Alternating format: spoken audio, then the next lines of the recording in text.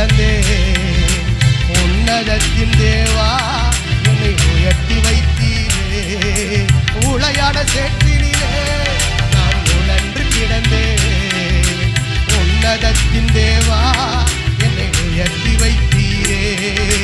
பேரோ புகழோ தேவையில்லை, பேர் சொல்லி அழைத்தவர் நீ போதும். பேரோ புகழோ தேவையில்லை,